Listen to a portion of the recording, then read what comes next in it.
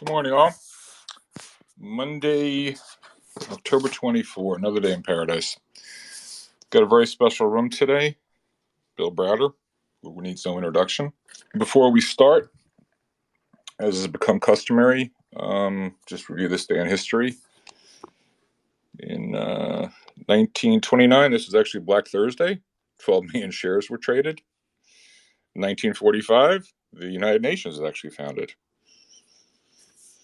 And in 1648, the 80 Years' War between Spain and the Netherlands came to an end. All right, those are your useless factoids for the day. We're going to dispense with any market talk and get right into it. Bill has agreed to spend an hour with us today, and I don't want to waste his time. It requires no introduction. However, it's the first time I've actually spoken with Bill. I feel a personal connection. It's completely fortuitous, but Bill's uncle, Bill Browder, was chairman of the Princeton Math Department when my father was at the Princeton Math Department, and they were best friends. Bill's father and Bill's two uncles were all mathematicians, as was my father. Bill grew up in Chicago, went to Stanford, got an MBA. His parents actually lived in Princeton for a good while. His father was a professor at Rutgers, previously at the University of Chicago. So there are a lot of connections. We also have a close mutual friend as well. So anyway, without any further ado, I want to get into it. Bill, really kind of you to spend time with us. I know you're in high demand, and this is really a very special day for us today. So welcome, Bill. It's great to be here. Thanks for inviting me, and good to meet you since we share all these common touch points in our life. Yeah, it's really a small world.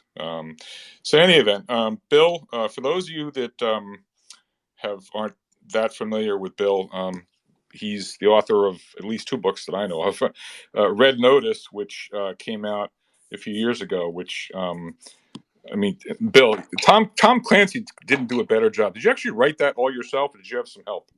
No, I wrote the book myself. But it took me like 3 times longer than it takes anyone else to write their books because I'm one of these people who I start reading books and I've got a really low threshold for boredom. And so I've got this stack of books that I've read 25 pages of at home. And the moment a book gets boring, I just put it in my stack. And I said to myself, there's no way that I'm going to spend all this time writing a book and have someone do that to my book. And I just slaved over both books, and just wrote and rewrote and had people read it and edit it and come back to me and rewrite and so on and so forth, because I just couldn't face the idea that someone would start my book and not finish it. And it was just absolute panic at the idea of spending all this time on something that no one was going to pay any attention to. And I think that's why it's so readable, because if you put that much time into a project, and you just keep on refining and refining and refining, eventually you iron out all the rough edges. And that's what I succeeded in doing in both these books. And I'm not a natural writer. I never set out to be an author. I never it was never my ambition at any point in my life to write books. I just had to, because the stories were so important for something far bigger than me, which was just showing the entire criminal enterprise of Vladimir Putin, which I thought the world didn't appreciate and the world had to know. And I needed to tell them and to share my story, which really makes it clear what's going on out there. Well, Bill, I just as a human being, I salute you. I mean, aside from being incredibly enjoyable reads, I mean, it's truly staggering your story. When I said earlier, Tom Clancy couldn't have done a better job, I mean it. It was like something out of Mission Impossible. So I don't know, maybe one day you'll sell the movie rights and give the money to charity or something. But anyway, you've just come out with a new book, Freezing Order, which I did read. Do you want to just say a word or two about your new book? Well, first of all, I thought that after writing my first book, Red Notice, that would be one and done for all of those. I guess there's probably a lot of finance people on this call. The effort to output of a book writing is probably the lowest. I mean, there's no economic reason to ever write a book. You don't ever. I mean, it's the worst money making thing in the world. And and so after my first book, I said to myself, I've done this book. People liked it. I got a lot of good feedback. It told the story. There was a really important sort of narrative arc. It was all about me, and then Sergei Magnitsky, my lawyer, and then eventually his murder and my fight for justice afterwards. And it all fit nicely into a story and a book. And I thought, okay, that's it, finished. And then after the Magnitsky Act was passed, which was where the first book ended, the most unbelievable, shocking, horrible, and outrageous things happened. The Russians killed Boris Nemtsov, who was a politician, a friend of mine, and somebody who had worked with me on the Magnitsky Act. They tried to poison another close ally and friend of mine, Vladimir Karamurza, who was Boris Nemtsov's protege, who helped me with the Magnitsky Act. They threw the Magnitsky lawyer, who has been fighting for justice for the Magnitsky family, off the roof of a 5-story building. They tried to chase me all over the world, trying to arrest me, have me extradited back to Russia. They sentenced me to 18 years in Russian prison. And then they got it, and then the Russians got involved in all this U.S. political process, and there's just so much stuff there that if I hadn't written the book, it would have just all been water under the stream, water under the bridge, and that would have been it wouldn't have nobody would have ever known about it. And so I really had to write the second book, and each of these books took me like 3 years to write. I spent Wow. 4 hours a day for 3 years to write these books, and Wow. Wow. So, Bill, um, honestly, I mean, reading the book, I couldn't put it down. Just a thriller. Maybe, by the way, where we're going to start out. You and I talked about this briefly before. A good place to start, because the opening passage of your new book, you prominently mentioned Twitter in there. Could you please explain for everybody just one of the reasons why you're such a huge Twitter fan? oh yeah, well, so the opening chapter is about a situation in Madrid. I had been in May of 2018. I had been invited to Madrid by the chief anti-corruption prosecutor of Spain, a guy named Jose Grinda. And he invited me to come to Madrid because we had filed a criminal complaint saying that we had found a bunch of money connected to connected to the murder of my lawyer, Sergei Magnitsky, coming to Spain, and all this money had been used to buy luxury property there. We found the money flows, we found the property, and we filed a criminal complaint with the prosecutor. And he invites me to come to Madrid, and I have to do this as part of a formal exercise. So he can't open the criminal case until I've given like my sworn statement in his presence. So I make an appointment to go and see him. I fly to Madrid. I check into this hotel, the Grand Hotel Inglés in this old town in Madrid. And so I go to this hotel. The manager, I guess it was pretty not busy time, and so they gave me this unbelievable upgrade. They upgraded me to the best room in the hotel, the presidential suite.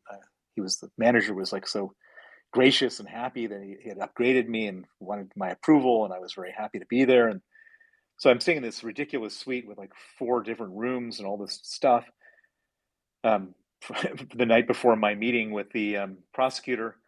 Anyways, the next morning I go down to have my breakfast. I open up the door, and there's the same manager who gave me this huge upgrade, in just about to knock on my door. And standing behind him are 2 uniformed Spanish police officers. And the manager very meekly says, Mr. Browder, can you please give these gentlemen your identification? They have asked for your ID. I hand one of them my passport, and he compares it to a clipboard he's got, and he says, "You're under arrest." And I said, "What for?" "Interpol, Russia." Now, at this point, the manager of the hotel starts to panic, not because he's worried about me, but he's given me this huge upgrade, and he doesn't know how long his suite will be out of use for if all my stuff is stuck there while I'm in this limbo of arrest. And so he quickly intervenes with police officers and says, is can you just let him pack his stuff? And they reluctantly say yes. So then I go into the since I have all these different rooms, I go into one of the rooms where I can't be seen. I call my wife; she's not picking up the phone. I call the lawyer, the Spanish lawyer who had arranged the meeting; he's not picking up the phone. And so at this point, not really knowing what else to do, I had started using Twitter a few years before. I had about 100,000 followers, a lot of journalists and politicians, and so I tweeted, "Urgent, being arrested in Madrid, Spain, right now on a Russian warrant. Not sure where they're taking me." I said, I press send. I put together my bags. I go down with the police officers. They shove me in the back of the police car. And I'm sitting in the back of this police car, and you can't roll down the windows. You can't open the doors. There's thick plexiglass between me and them. And I had this terrible thought going through my head, which is, what if these guys aren't actually police officers? I mean, how hard would it be to buy a uniform and steal a police car? Maybe these guys are Russian kidnappers. And I thought, wait a second. Well, if they are, what if people haven't really believed that I'm being, taken? And and interestingly, and to add to this, sort of my paranoia was the fact that these guys hadn't frisked me or taken away my phone. And so I was, adrenaline was pumping through my veins. I was thinking all these terrible thoughts, and I thought, well, I need to like get another tweet out. And since they hadn't taken away my phone, I surreptitiously brought it up and took a picture of the back of their heads with the plexiglass, and then beyond that is all the paraphernalia of this police car, and I pressed send.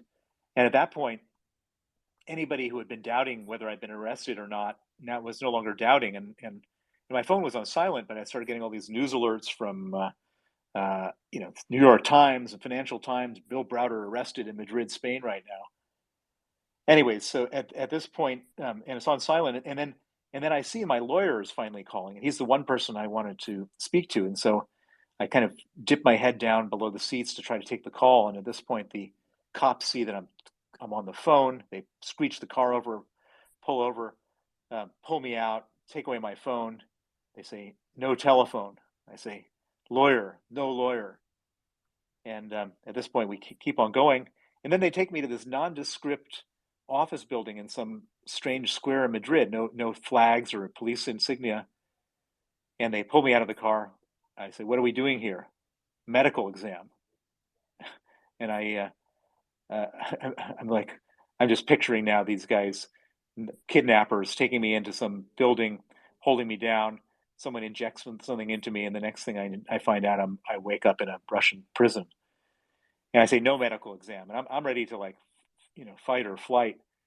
And we have this standoff for a little while. One of them is making a frantic call to somebody, and they eventually push me back into the police car, and off we go again. And we eventually arrive at a red brick building with the Spanish flag and the EU flag and a police insignia. And for for a few moments, I was actually totally relieved that I'm being arrested and not kidnapped. And at which point they take me into the police station. The police are like thinking that this is the best thing that's ever happened to them. They've caught in this little police station in Madrid. They've caught an international fugitive wanted by Interpol. Everyone's sort of popping their head into the area where they're holding me to kind of get a good look at me. It's like they've caught the Carlos the Jackal, and I'm sitting there, and about an hour and a half goes by, and all of a sudden I could feel the sort of mood of the whole police station change. And then a few minutes later, the chief of police, accompanied by a translator, comes to me and says, "Mr. Browder, we've just been on the phone to Interpol. They've instructed us the warrant's not valid. You're free to go." And so basically, if I hadn't been on Twitter tweeting this thing, the 50 or so journalists that called up Interpol and the 50 more that called the Spanish Interior Ministry and so on and so forth, um, uh, uh, you know, none of this would have happened. My lawyer would have like made an application to the Spanish police, and I'd spent 45 days waiting for the extradition notice and blah blah blah, and 6 months later, I'd still be in a Spanish jail. And so instead, by putting on Twitter, it saved me all that trouble and got me out of jail in 2 hours. So it's really Wow. saved my life. That's one of the. If you ever want to become a spokesperson for Twitter, that's one of the best stories I've ever heard. That's awesome. That's awesome. So, Bill, just a little bit. How did you wind up becoming? I remember uh, my father telling you, and then it was in your book. Whereas your grandfather was the biggest communist in America, you wanted to become the biggest capitalist in Eastern Europe. And I believe your grandfather was what, head of the American Communist Party from 1932 to 45 or something like that. Could you Yep. talk a little bit about your grandfather and then how it influenced you? I remember from the book, it's been a number of years since I read it, but you wandered off, I think, to London and were working for a consulting firm, and then Solomon Brothers, and then you wander around Murmansk bidding on Russian trawlers for pennies in the dollar. Just talk a little bit about what motivated you to choose this career. How did you get into it? So, as you mentioned, my grandfather, Earl Browder, was the general secretary of the American Communist Party from 1932 to 1945. He actually ran for president against Roosevelt in 1936 and 1940. He was kicked out of the Communist Party in 1945 for being too much of a capitalist, and then persecuted viciously during the 1950s for being a communist. And so this was my family legacy. I was born in 1964. I'm 58 years old. But when I was going through my teenage rebellion, um, I was trying to figure out a great way to rebel from this family of communists. And I you can't see me, but I don't have much hair on my head. But back then, I grew my hair long and grew into an afro. But strangely, that didn't upset my family. I followed the Grateful Dead around the country for a couple months, and that didn't upset my family. But then I came up with the perfect way of upsetting my family, which was to put on a suit and tie and become a capitalist. And that very much upset my family. So I became a capitalist. I went to Stanford Business School, and I graduated business school in 1989, which was a very auspicious year because 1989 was the year that the Berlin Wall came down. And as I was trying to figure out what to do with my life after business school, I had an epiphany one day, which is that if my grandfather was the biggest communist in America, and the Berlin Wall has just come down, I'm going to become the biggest I'm going to try to become the biggest capitalist in Eastern Europe. And so that's what I set out to do. I couldn't quite get to Eastern Europe, so I moved to London, and had a couple different jobs. But the job that kind of defined me was working at Solomon Brothers, the no longer existent firm that was the famous firm in Liar's Poker and various other stories about Wall Street. And my very first assignment at Solomon Brothers was to advise on a privatization of the Murmansk trawler fleet, which is a fishing fleet located in Murmansk, which is a couple hundred miles north of the Arctic Circle. And so I get on a plane to Murmansk. The head of the fishing fleet meets me at the airport.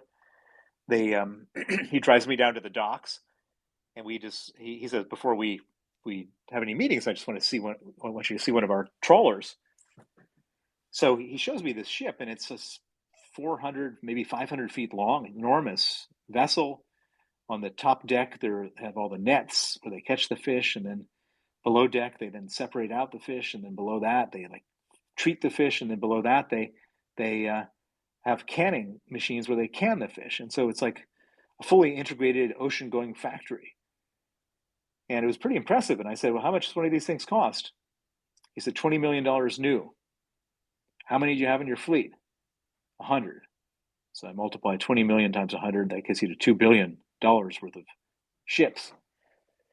And I didn't know anything about fishing or shipping at this point in time. I didn't know anything about anything really. But so I said, "Well, what's the average age of your fleet?" He said, 7 years. Without any better knowledge, I figured, well, that probably makes it half depreciated, which is probably not anywhere near that, but half depreciated. So $1 billion worth of ships.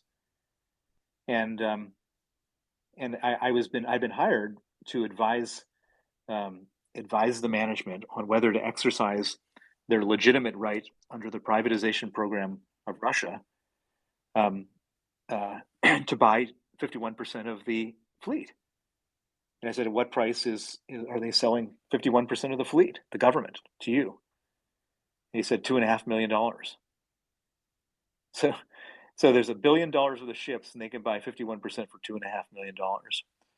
You don't have to be a Stanford MBA or some type of rocket scientist to understand that that's just absurd. And it got me thinking. I was like thinking to myself, well, okay, if they're doing this in the fishing industry, they're probably doing this in the oil industry and some other stuff. And so I started to instead of going back to London, I went from Murmansk to Moscow, and I figured out that in fact it was going on everywhere. The Russian government had come up with this idea, which was um, to go from communism to capitalism. Let's just make everybody capitalists. The best way to do that is to give them all the state property away for free. And and on the back of that, I said to myself, well, what am I doing at Solomon Brothers? And so I ended up I should be doing this for myself.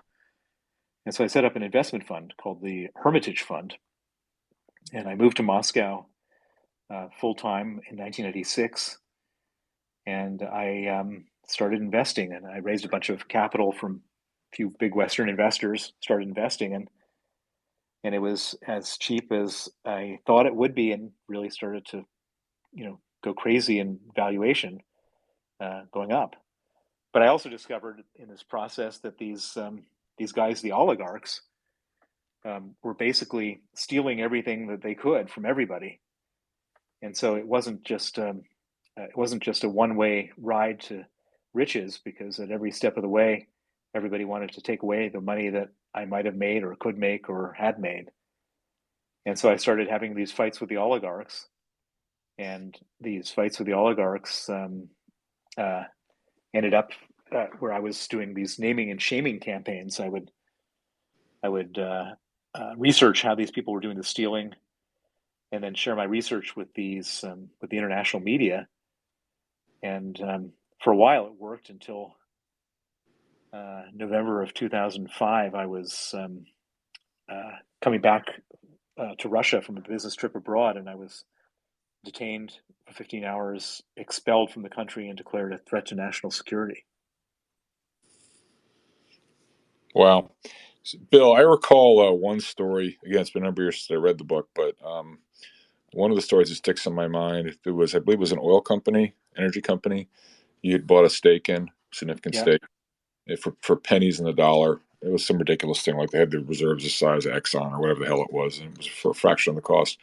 And they went in, they did one of these things, they just erased your name or did some bogus rights issue for pennies in the dollar. You got diluted to smithereens. I mean, when they realized that you were what you were up to, was it sort of like an organized campaign to keep you out of to keep you out? I mean, as an outsider, I'm always a big believer when I invest abroad. When in Rome, do as the Romans, and when you're on the outside looking in, it's always very difficult. And so, when did you realize that there was going to be a problem? Well, it's interesting because at first, when I started doing this, uh, it was there was nobody. These oligarchs were doing all this nastiness, and then Putin came to power. So I started fighting the oligarchs around 1998, and then in 1999, Putin showed up as the prime minister and became president in year 2000, and he had this alignment of interests with me. The oligarchs, when he was first elected, he wasn't this sort of all powerful, all evil guy he is today. He was kind of a bit sort of I don't know. I guess weak. The oligarchs had stolen a lot of the power that he had that the presidency should have. They had informally taken it away, and so I've never met Vladimir Putin, but we had this alignment of interests where the oligarchs were stealing power from him at the same time as they were stealing money from me. Hey, And Bill, I'm sorry to interrupt. I have to laugh. When you say alignment of interests, I'm used to hearing that term in the context of partnership documents. Oh, as a general partner, you have an alignment of interest to your investors. Go ahead. I'm sorry. yeah, no, I mean, so I mean, but this was the thing, and so and it got really interesting. So I he was there's this expression: your enemy's enemy is your friend, and he had he was fighting with these guys, I was fighting with these guys, and so every time I would publicize one of these scandals, he would step in. And Gazprom, the National Savings Bank, Sberbank, at the National Electricity Company, he would step in and do something. He would like issue a presidential decree or vote the government's shares alongside me or various things. And as a result of this, the valuation of my portfolio went up dramatically. And I thought this was the best thing in the world. I mean, I was stamping out corruption, making money for my clients and myself hand over fist, um, making Russia a better place. It was all pretty great. And I was sort of hoping this would go on forever. And I'll tell you what's interesting is that everyone said to me, well, aren't you worried about getting killed? And of course, I was very worried about getting killed because I was going against all these bad guys who were stealing all this money. But I had this one thing going for me, which I didn't correct anyone about, this misconception, which is that in Russia, nobody believes that anything is as it seems on the surface. So they see some guy, Bill Browder from the south side of Chicago, and they say, "There's no way that this guy, this nobody who's from America, just shows up here and does this on his own volition. That's just like impossible. Couldn't happen." Because there's always a conspiracy. There's always somebody behind somebody behind somebody. And so they looked at me and said, "Well, what's the conspiracy here?" And they saw I would expose something, and then Putin would step in to stamp it out. They thought, "Huh, that Vladimir Putin is a real clever bastard for like coming up with this with this Bill Browder guy to do all his dirty work for him." And so, for a long time, people believed, the oligarchs believed, that I was some kind of Putin project, and I wasn't going to disabuse them of that notion because they're not going to go and kill Vladimir Putin's guy, and that's one of the things that for a while kept me safe. But as it turns out, Putin wasn't doing this because he wanted to make Russia a better country or a more honest place or whatever. Putin was doing this because he was fighting with the oligarchs, and he decided that he was going to win his war with the oligarchs by arresting the richest oligarch in Russia, a guy named Mikhail Khodorkovsky, who was the owner of an oil company called Yukos. And so he arrests Khodorkovsky off his private jet in Siberia. His secret police, Putin's secret police, bring Khodorkovsky back to Moscow. They put him on trial for tax evasion. And in Russia, when you're on trial, there is a 99.7% conviction rate. And so there's no presumption of innocence. And so they pretty much assume that you're going to be convicted. And therefore, they put you in a cage at the beginning of the trial because that's where you're going to end up being at the end of the trial. So they put Khodorkovsky on trial, put him in a cage, and they allow the television cameras to come into the courtroom and film the richest man in Russia sitting in a cage. Now imagine you're the 17th richest oligarch in Russia. You have your yacht. It's parked off the Hotel du Cap in Antibes, France. You've just finished up with your mistress in the bedroom. You wander out to the living room. You flick on CNN, and there you see a guy far richer, far smarter, and far more powerful than you sitting in a cage. What's your natural reaction? You don't want to sit in that cage yourself. And so one by one, the oligarchs went back to Putin after he had sentenced Khodorkovsky to 10 years in prison. And they said, "Vladimir, what do we have to do so we don't sit in a cage?" And Putin said, "Real simple, 50%. Not 50% for the Russian government or 50% for the presidential administration of Russia, but 50% for Vladimir Putin." And at that moment, Putin became the richest man in the world. And at that moment, our interests were no longer aligned. Yeah, And Bill. Yeah, Bill. I recall seeing in one of your recent interviews, you estimated, I mean, ministry or actually not precision, that order of magnitude, Putin et al. Have what gone off with what maybe hundreds of billions, if not $1 trillion. Is that your best guess? so I believe that Vladimir Putin and the 1,000 or so people around him over a 22-year period have stolen $1 trillion from the Russian state. Okay, so now that leads. Let's bring this now to current events.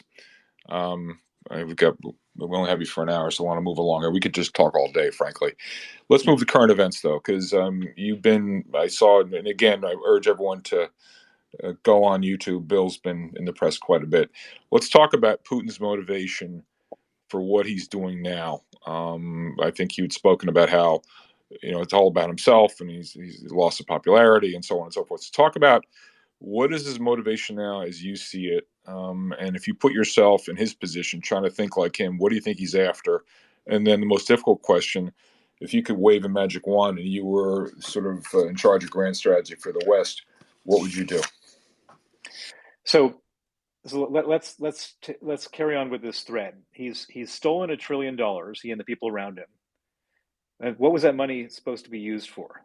That money was supposed to be used for um, hospitals and schools and roads and public services. And what was it used for? It was used for yachts, private jets, villas, bank accounts, investments abroad, etc.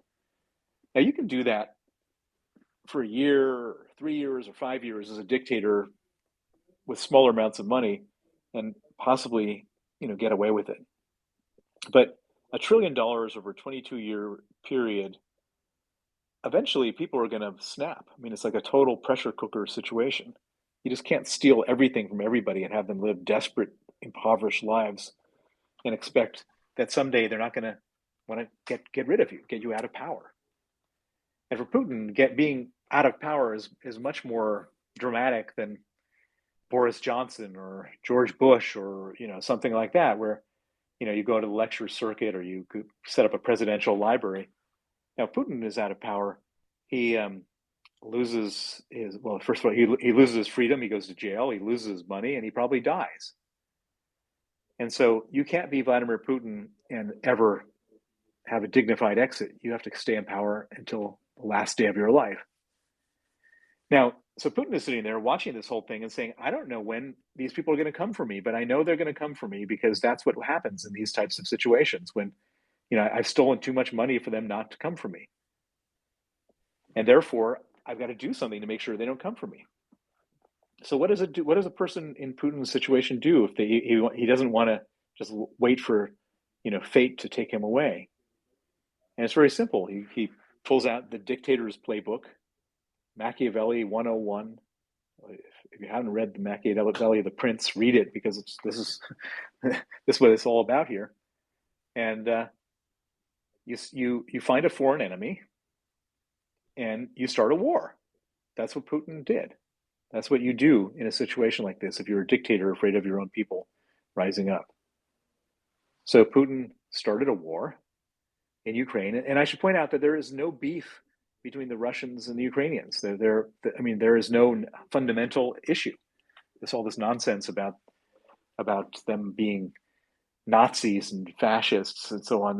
Ukraine's got a Jewish president, and it's also not about any of the stuff that Putin has said publicly. It's not about NATO. It's not about creating a greater Russian empire. This is very simply about a guy who's stolen a boatload of money, and now he's afraid that the people are going to come for him because he did that.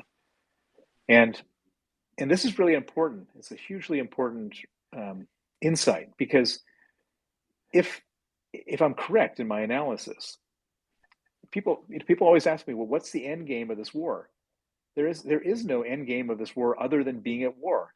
If this is the correct analysis, it's not like you can, Elon Musk says, oh yeah, let's just give them back the 4 territories, give the Russians the 4 territories and Crimea, and declare Ukraine neutral and call it a day. That's just like naive in the extreme, because it's not like Putin. He needs to be at war. There's not like giving him something means that he stops. And if that is the case, then it means that no negotiation will succeed. And if no negotiation will succeed, then it means there's only one of two outcomes here. Either the Russians win or the Ukrainians win. And by the way, if the Russians win, what happens? Well, then they move on to the next country. And that may very well be a country like Estonia or Poland, which are treaty partners with us in NATO. And if those countries are attacked, then we're facing this terrible situation where we're all, our domestic media is going to be saying, should we or shouldn't we honor our treaty obligations? And if we don't honor our treaty obligations, then we end up in a situation where it's World War II all over again, where like, you know, Putin gets this, we take that, and it's every man for himself. And we absolutely don't want to ever be in that situation. And therefore, the only reasonable outcome for us is a total Ukrainian victory over Russia. And if that is our objective, then we're not coming to your question. What would I do if I was like king of the world? I would give the Russians. I'm not the Russians. I'd give the Ukrainians every possible military tool they ask for to defeat the Russians. And we're in a moment right now when we haven't done that. There's a lot of stuff that we're withholding. We're sort of scared to give them. We've given enough to not lose, but we haven't given them enough to win. And I think that we're eventually going to get there. But there's also a huge risk right now in the United States and in other countries of people getting fatigued by the whole thing and saying, why do we need to support Ukraine? You know, we have our own problems at home. Not understanding that it's unbelievably de minimis expense, whatever we're paying right now, compared to what we'd have to pay if we're actually in a direct conflict with Russia, which is a very real high probability outcome if Putin succeeds in Ukraine.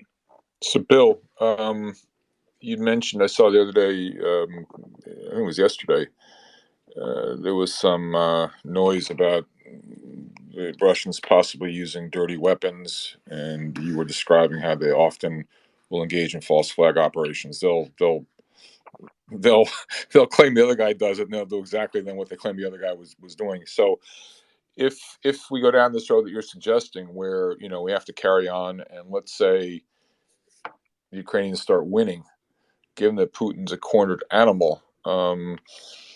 And again, you don't know him, but what you know of him, and I understand that he doesn't live by the same moral code that you and I do. Most of us do. Do you think he's actually conceivable that they may use some small tactical nuclear weapons? I think absolutely it's within his power to do anything and everything if he sees it being to his advantage. There's nothing he has. He's a very verifiable psychopath. He has no empathy, no sense of conscience, no sense of responsibility. He's just worried about his own survival in his own situation at the expense of everybody in the world and in his own country. And so he'll do anything and everything. But that doesn't that just because he is that does should be not an argument to try to appease this man because he's unappeasable. And so we're just stuck. We are stuck with this guy who has started a war in which we're all involved in one way or another. Right. And as Let me. and as go on. Sorry. No, go ahead. Go ahead. As awful as it is, he could do any of these things, and so it's not a strategy to say, well, let's just we don't like nuclear war. Let's just like give him what he wants and walk away because that doesn't work with a man like him. Right, Bill. Let me ask you this: he certainly is dastardly and diabolical as he is. He's one smart fellow, and I've read some of his speeches.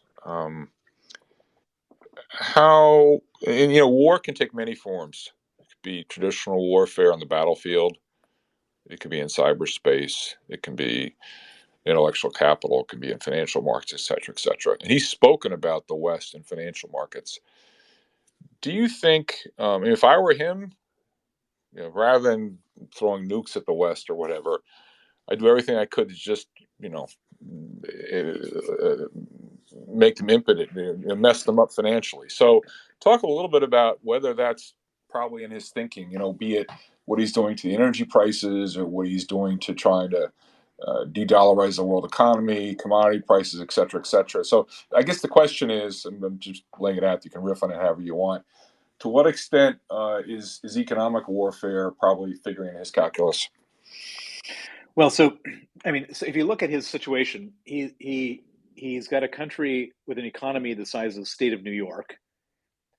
He has a military budget which is about $70 billion, which is equivalent to the UK military budget, except that 80 to 90% of his military budget gets stolen. So he's not a power player by any means. And so what does he do? He just looks at every possible point of leverage he has and tries to exploit it to the maximum possible advantage, no matter the pain to himself, if it causes his enemy pain. And so he stopped supplying gas to Europe. It's devastating for Europe because a lot of countries like Germany and Italy and so on have relied on Russian gas. But it's even more devastating to him because 25% of his entire financial revenue of his government comes from the sale of gas, and that's not coming anymore. He stopped selling wheat because he wants food prices to go up. He's now blowing up pipelines to send a message that internet and all other pipelines could eventually be blown up. He's of course creating this inflation because he's hoping that this will lead to populist and right-wing governments that come into place that will be more sympathetic to him in the future. And he's using whatever possible tool he has to the maximum possible advantage to cause as much pain and as much distress, even if it causes him 10 times as much pain, because he understands that we have much lower tolerance for pain than he does. In democracies, we're constantly changing our leaders. Look, in Britain, we had a prime minister for 7 weeks. It was also upsetting. And so this is working for him. In America, Kevin McCarthy, who's probably going to become the Speaker of the House, is talking about cutting off support for Ukraine. So Putin is just hoping that all this chaos that he's creating will create an environment where even if he loses the war militarily, which he's losing the war militarily. He's lost nearly 70,000 troops, and he can't restock them with young recruits because the young recruits are not trained. And he's really got nowhere to go in this whole military battlefield confrontation, which is amazing and surprising. But he's hoping that all he has to do is just hold on long enough, and he'll end up with a bunch of different leaders in democratic countries who will either not be so hard on him or may even support him. So, Bill, one of the things, just turning the conversation a little bit to things financial, as this is a financial room. I always like to try to ask the speaker, from the standpoint of the listeners, person at home, in terms of what this means to them. Sounds like you're suggesting we're in for some sort of protracted campaign here. This is not going to go away anytime soon. Is that fair? Yeah, so Russia doesn't have any kind of decisive military advantage to win this war, and Ukraine doesn't either.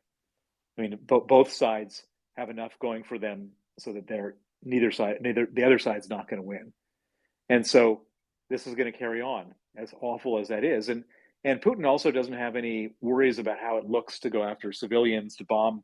His strategy right now is to bomb all power plants in Ukraine so that every Ukrainian freezes this winter. And what does that do?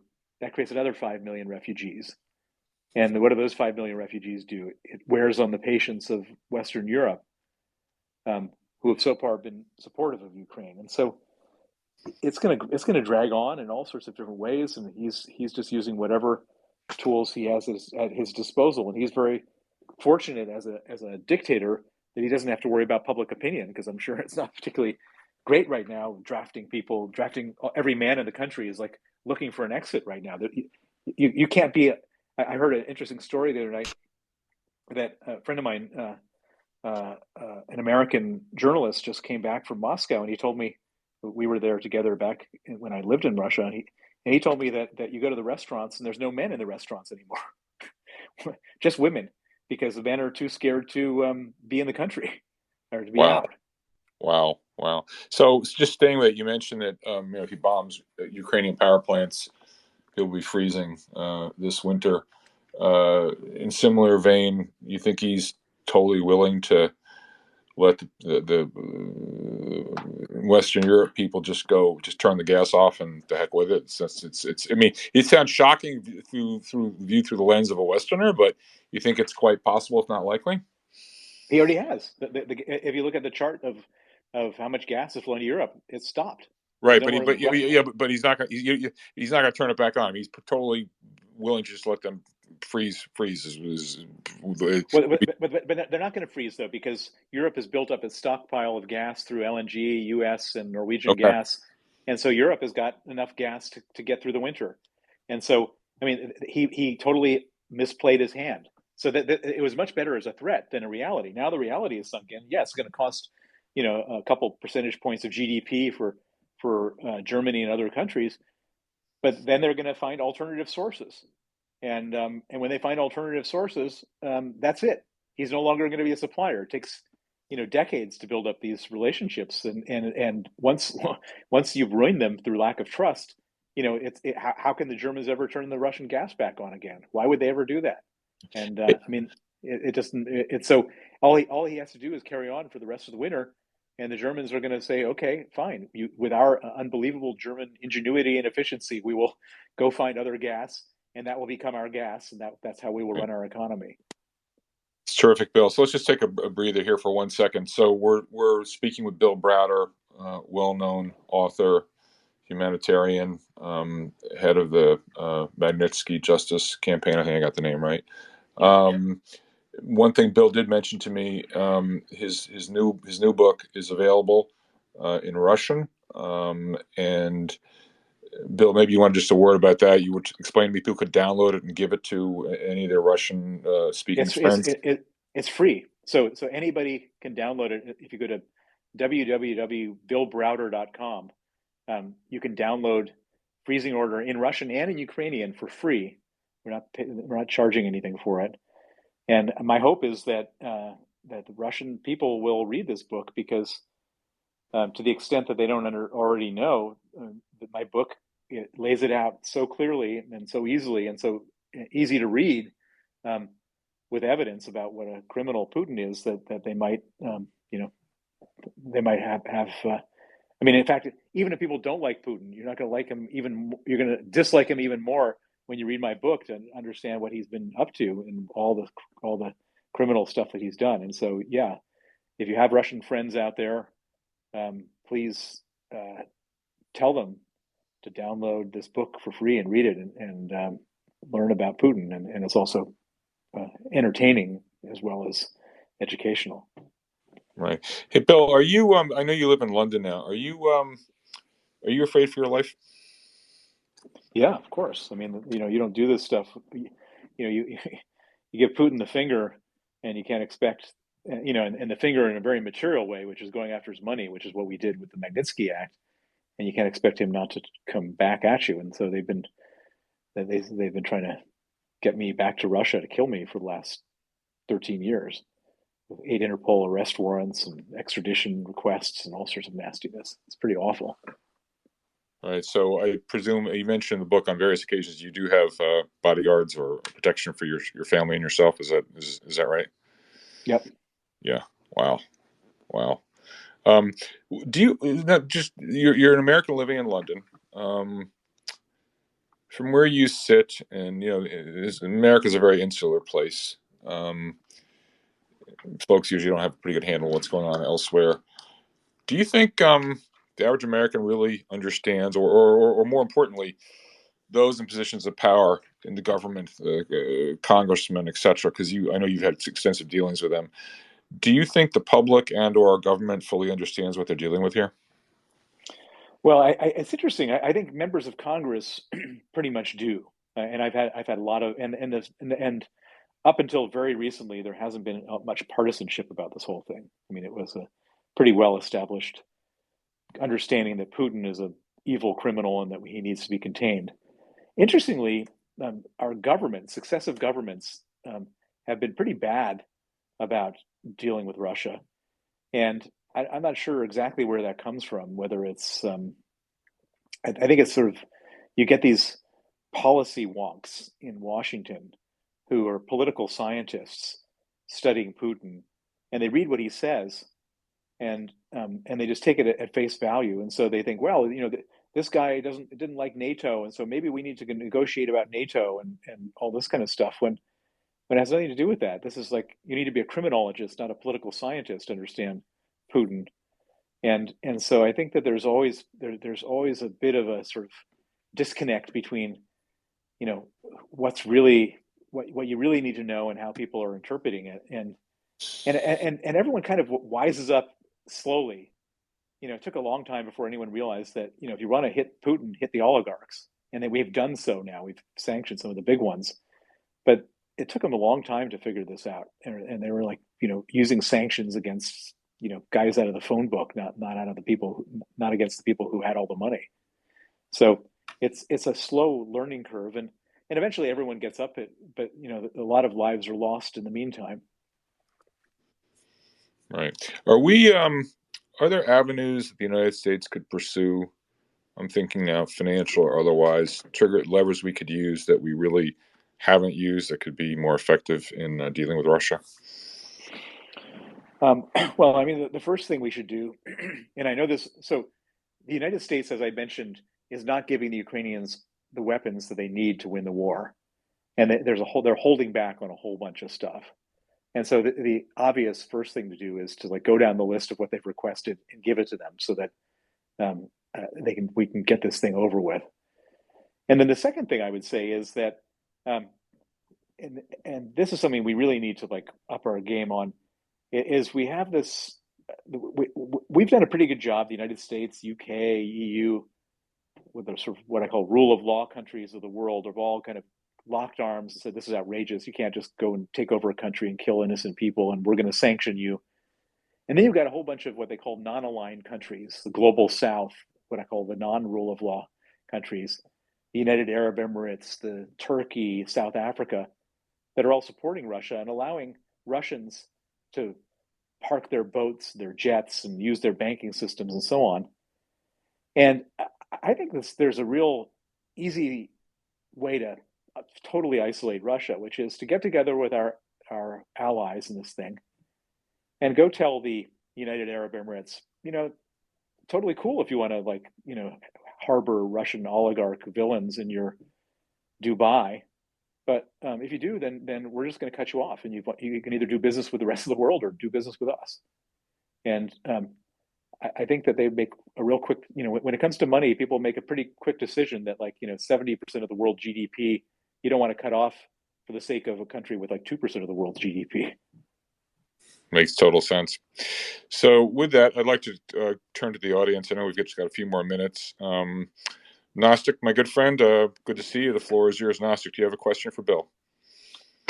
This has been speechlessly edifying, Bill. I'm kind of left in agog at what you've basically gone over. I was in the camp that sort of said, there's a somewhat insane but reasonable person, in charge of Russia. It leaves me with a couple of questions. Up until your very last set of statements, I was in full support of what you were saying and amazed. However, under the current circumstances, I live in Canada. I live under a government that decided to seize bank accounts of people that it didn't like as protesters. And the banks, as a consequence of that, decided to seize more accounts for anybody that had it. 97 names were sent out and more were even seized. Do you think that using banking procedures and financial procedures in light of something like that, where a theoretically democratic country, although I doubt it at the moment, is willing to sit down and do that to its own citizens, do you think that it's reasonable to empower a country to sit down and do that to anyone, anywhere, when they can turn those same instruments onto their own people when they don't like them? Well, I mean, what you're talking about is a question of rule of law in Canada, not a question of foreign policy towards sanctions evaders. Um, I think that if Canada is overstepping the government is overstepping property rights and so on to seize assets, that's that's an issue that should be addressed and dealt with, but it doesn't negate the well, I mean, let's just look at this in broad terms. You have an international emergency where a country is threatening nuclear war, and you have a bunch of countries that are saying we want to try to contain you, and then another collection of countries that are saying we don't want to. We want to do it. We don't respect that, and we're just going to allow this country to carry on doing what it's doing. I think that the threat of like extinction probably brings us up to the level of something that should be done. And if we need to fix our own domestic systems, that's a different question. Well, and then there I feel like England, pre-World War II, trying to find a peaceful solution when there was no peaceful solution. And my moral and ethical dilemma just sends me into a loop. It's questions that I think you've raised phenomenally good questions, and I thank you for that. Thanks for the question, Gnostic. By the way, before we go on, I'd just like to mention as well, it's been a while since we've passed the hat, so to speak, for World Central Kitchen, our favorite charitable cause. Um, Chef Andreas is doing God's work, helping, amongst others, the people of the Ukraine. I've put in the nest up at the top the link to our page for World Central Kitchen. We've raised over $220,000 so far. I gave it a rest the last few months, but I think now is a particularly appropriate time to engage in trying to help others.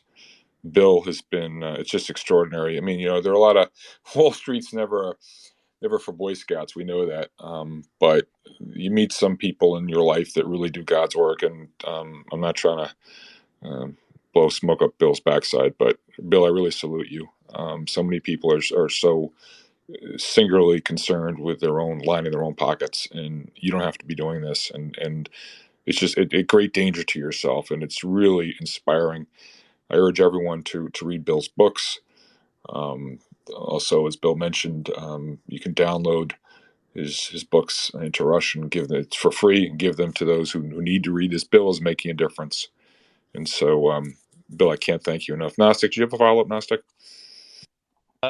Yes, as a matter of fact, while we were in it, I've ordered several, both in Russian and in English, to send it to different people. And thank you for your bravery, Bill. It's, yeah, you've left me with a whole bunch of moral dilemmas and questions that, and clarified a bunch of things. And I'm very grateful to you. Those books are already on their way to various Russian people and several reporters and ambassadors. Thank you. That's fantastic, Gnostic. Michael, the floor is yours. Michael, please unmute yourself. You have a question, Michael? I do. Thanks very much. Mr. Browder, I've seen recently that you've been campaigning in the Canadian Parliament on behalf of Vladimir Kara-Murza, and I know you've been coordinating with others to do the same in the EU. I'm wondering, what role do you think some of these political prisoners might play in an eventual transition in Russia, and or if you're not optimistic about any transition happening anytime soon, what do you think is the likely outcome for somebody like your friend Vladimir Kara-Murza? Well, so the most likely outcome to this whole thing is more of this whole thing and just continued awfulness in Ukraine. But there is another scenario, which I wouldn't put as a high probability scenario, but I put it as a higher probability scenario than it had been before, which is that Putin has so overstretched himself, so stepped over, so far over his skis, so overextended his financial resources and people's tolerance that at some point the whole thing could break. The people could just say, I'm not scared of standing up to the government anymore, because if I don't, then I'm going to be sent out as cannon fodder in Ukraine. And I'm not sure if and when that's going to happen, but it could happen. I can easily see the risk reward of taking that view a lot different than it was before. And if people do, if there's a public uprising, and a big enough public uprising where Putin loses his power, as many other dictators and many other countries have over history, then there and the system gets broken. Not that like some other Putin-like character just gets slotted in when he goes running to North Korea for asylum or whatever. But if the system breaks completely, then the Russian people will be looking for, who's going to lead us out of this, who's going to rebuild, who's going to lead us out of this ugly mess that Putin has gotten us into. And then you have people like my friend Vladimir Kara-Murza, who is one of the true, brave, decent, honorable people in Russia who stood up to Putin, who protested the war, who's now facing treason charges and 24 years in prison for standing up to the Putin regime. And the Russian people are going to look for who is there making these statements, who made the personal sacrifices to do this, and he's one of them. And so there's a chance that someone like Vladimir and Alexei Navalny and Ilya Yashin and a bunch of other members of the Russian opposition who are currently sitting in jail could be the backbone of a future government, one that's and non-warlike and comfortable with the West and comfortable with democracy. And as I said, it's not a high probability scenario, but it's a scenario, and I just hope and pray that that's the scenario that plays itself out. And in the meantime, what I was doing in Canada was trying to get Magnitsky sanctions placed on the people who have imprisoned my friend Vladimir Kara-Murza for the one particular purpose, which is just to signal that he's important to us. And if anything happens to him, this is someone that we will value greatly, and hopefully that will give him a little bit more, longevity in captivity there. Thanks for the question, Michael. That was terrific.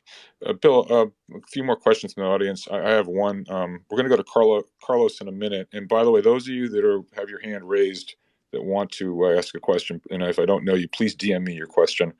Carlos, I'm going to get to you in 1 second. But Bill, one of the questions that's been sent in to me, it's an excellent question. What do you make of a potential alignment between Russia and China? What do you think is going on between those two countries, between Xi and Putin? It's a very complicated relationship. But do you have any convictions or observations about the China-Russia relationship? Well, it's not a relationship based on any type of. The only shared ideology between Russia and China is both of them don't want the United States to succeed, and I think that when they declared the no limit friendship just before the Olympics, that was basically on the assumption that Putin was going to win in 3 days and everything was going to go swimmingly for Vladimir Putin, and it hasn't. And China is one of the biggest victims of this whole thing.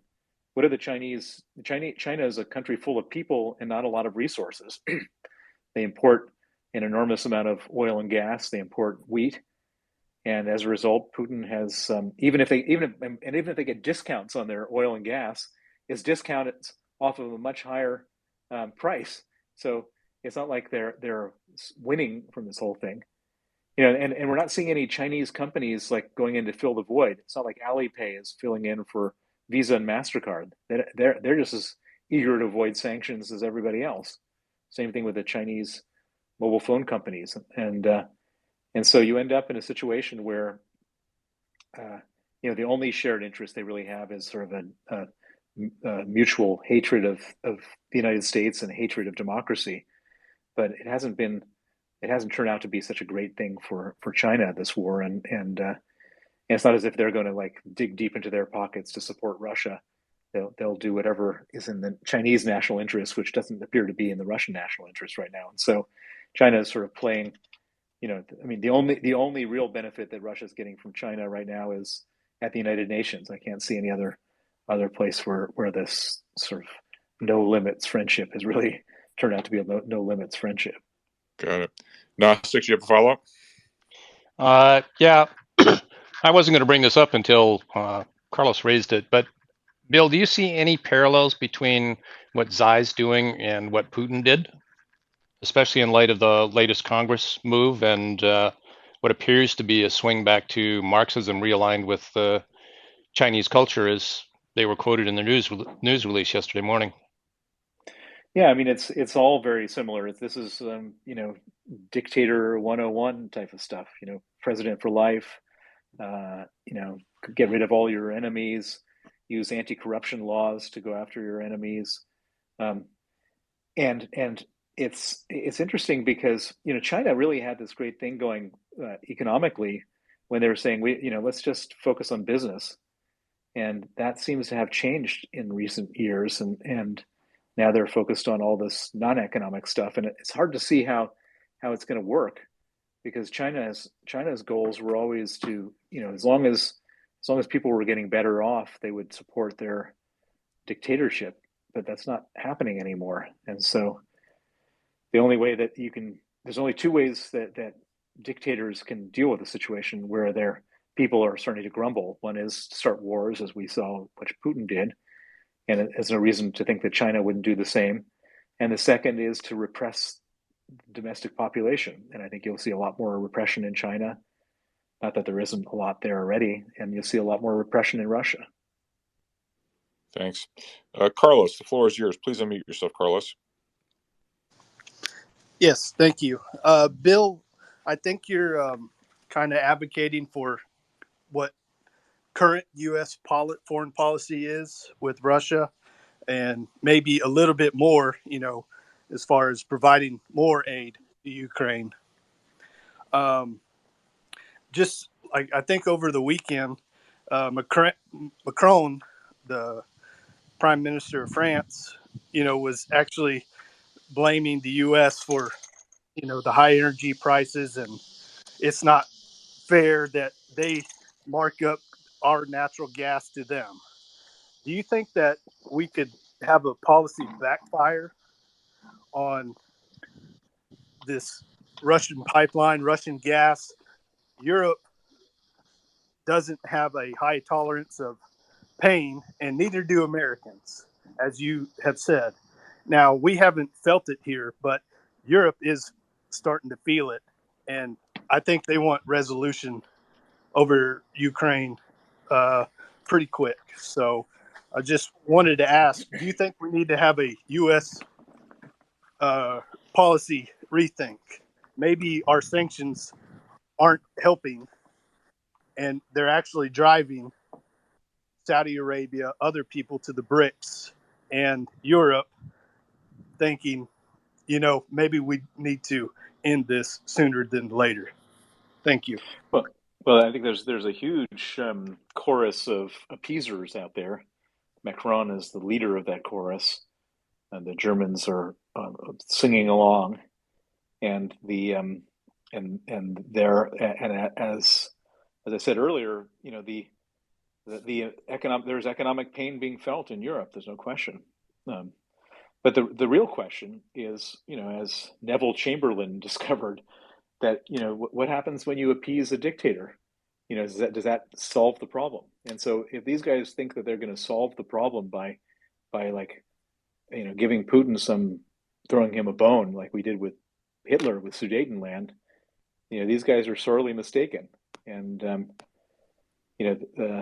Putin Ukraine is just one stop in a long road for him, and he wants to keep on pushing, keep on expanding, keep on attacking, because that's the only way that he stays in power. And so I'm not I don't see how appeasing and if the idea is somehow our sanctions are responsible for higher energy prices. No, our sanctions aren't responsible. Putin made a unilateral decision to invade a foreign country, and he also turned off the gas, and he also created all sorts of uncertainty in financial markets. He also created uncertainty and lack of supply of wheat to developing countries. We had nothing to do with that. The only thing that we're doing is trying to, in the least provocative way possible, trying to create some consequence for him to do that, which is sanctions. We don't want to go to war with him. And so if the argument is we should appease him, we should not punish him, but we should allow him just to invade Ukraine unimpeded, I don't think that accomplishes any of our goals, and we'll be nor the Germans or anyone else's goals. Everyone will just be spending a lot more money when we're actually directly at war with Putin. Hey, Bill, why do you think we're not giving the Ukraine the weapons it needs to win? I'm 100% sure that the guys in Washington are sort of debating the cornered rat scenario and saying, if we push him in too far into a corner, then he'll use nukes, and therefore we just want him.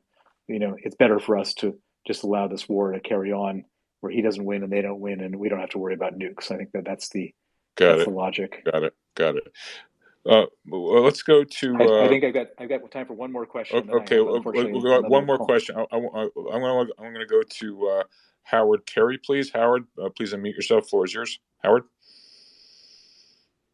can you hear me, Howard? I think the app's getting crazy on you. All right, let's go then to Mike Wyke out west. Mark Weichel. You've been waiting patiently. Mark, the floor is yours. Hi, Bill. Hi, George. Thanks very much for doing this space. I've read your book, Bill. I really appreciate you doing this. Thank you. My question goes back to the question that George asked earlier about the relationship between Xi and Putin. And the United States, from the United States perspective, I feel it's in their best interest to let this war continue without actively getting involved. And I know that China and Russia have had a long relationship of wars, and they share a huge border. But as Russia fights this war in the Ukraine, and they start pulling their ethnic minorities from all over the place to fight these battles, I feel like internal strife in Russia is a real issue, and China has an incentive to get the natural resources that they lost in the 1860s to Russia.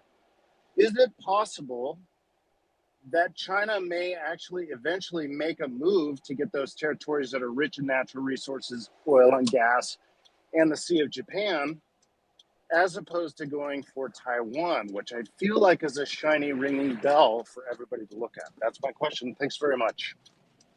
It's a good question. So if you, I remember like 20 years ago, I was invited to meet a guy named General Lebed.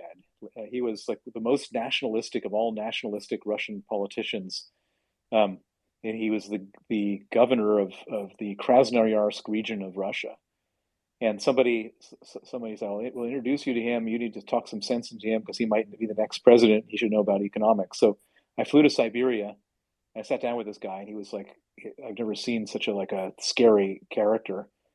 And he then started to lecture me about China. And he said, on one side of the border, there are 10,000 people per square kilometer, and all the natural resources. And on the other side, there's 1 million people per square kilometer and no natural resources. And guess which side the Russians are on? And he said, the Chinese are our biggest enemy, and we have to be so careful because that this will eventually lead to a war. And so, and I never forgot that. And this General Lebed ended up dying in a suspicious helicopter crash.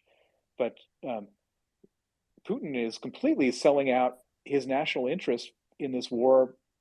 I mean, by everything he's done, by aligning himself with China against the Western world, is just the stupidest, most ill thought through, short term, personal strategy that had no benefit to the Russians. Because, yeah, the Chinese, they need the oil and they need the gas, and there's a lot of it, and Russia has it, and it's very close by.